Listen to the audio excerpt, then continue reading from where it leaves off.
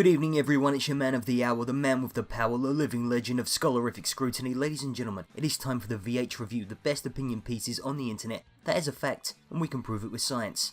This week we have Armando Iannucci's scathing satire about what happens when one of the world's most controlling dictators finally pops his clogs. This is the death of Stalin. On the 5th of March 1953, the people of the Soviet Union faced the greatest tragedy of their time as they prepared to mourn a man who murdered 20 million of their countrymen. Such a juxtaposition of emotions is the source of a comedy so black, light cannot escape its surface. It's a blessing that the script can fire off so many rounds of laughter ammunition so quickly, because being allowed a mere 2 seconds of contemplation could invite the deepest despair and loathing for humanity. The film deals with both the event of Stalin's death and the aftermath, focusing on his Knights of the Round Table, only instead of swords, these guys are all armed with, as Hitler was accused of wielding, the long knives. Yes, the second the man deified by half of a nation, the other half were in mass graves, keeled over upon his now urine-soaked rug, his entire cabinet couldn't even wait for his farts to be aired out of the seat cushions before they rushed to make themselves comfy. Stalin is initially succeeded by Jeffrey Tambor's Gregory Malenkov, a vain and sycophantic man more concerned with being a symbol of the people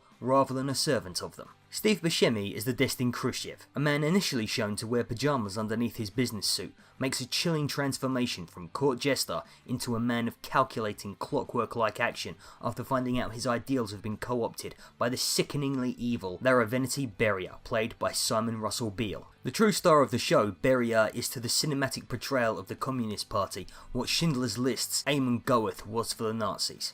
His position as head of security is not so much the motivation for his evil deeds, rather the excuse for it. We are introduced to him torturing a prisoner, but his real introduction comes when he salivates at the idea of what that poor prisoner's wife will do to save him, as countless other wives have done before. Just thinking about the magnitude of this man's depravity and the thousands of lives it has touched is paralysing in its horror. Beale is a much lauded stage actor with no previous breakout role in film, much like Mark Rylance was before Bridge of Spies. And again, much like Rylance, now that he's had a screen role worthy of his skill, a trickling of scripts being delivered to his door must now surely turn into an avalanche. And of course, the first port of call must surely be Warner Brothers, demanding that he use that pointed nose and pot belly of his to join the DC universe as the Penguin. It was the role he was born to play. Aside from the excellently judged performances from one of the greatest collections of comedic talent this side of a Christopher Guest mockumentary, the other key to this film's ample success is the incredible craftsmanship put in by writer and director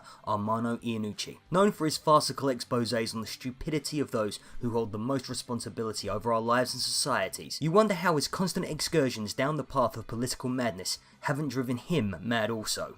And here he finds the mother lode in Mother Russia.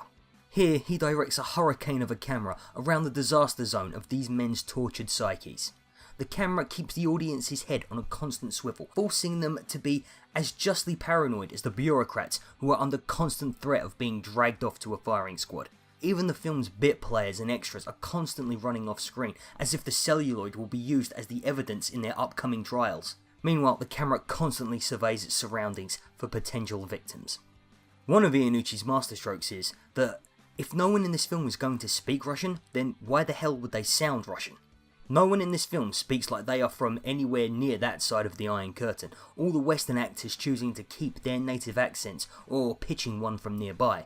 Paul Whitehouse, for example, brings his sketch expertise to his role as the Foreign Trade Minister, who he turns into this Boise, loads of money type wheeler dealer. Even better is Jason Isaacs' gruff general by way of the Yorkshire Moors. Not even Buscemi or Tambor do anything to hide their American roots. But as usual with an Iannucci brand catastrophe, the script will always be the crown jewel, especially if that crown jewel was stolen from a defenceless neighbouring nation. The jokes are witty, the satire is on point, he constantly negotiates the line between hilarity and harrowing, and you will constantly find yourself bewildered at how this man has you laughing at such a bleak and dismal chapter in humanity. Every single exchange has a sinister meaning behind it, exposing the hypocrisies of powerful men whose nails are so thick with the dirt of their deeds, even attempting to wash them would be futile. Still, it's funny as fuck.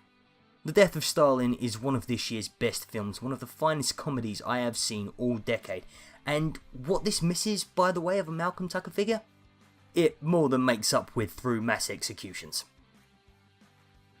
Well folks, there you have it. That was what we thought. Why don't you tell us what you think? And not just about the film, but also about the show. Let us know if you like it in the comments and on social media. I've been Lee Hazel, this is the VH Review, and I'll see you all next time.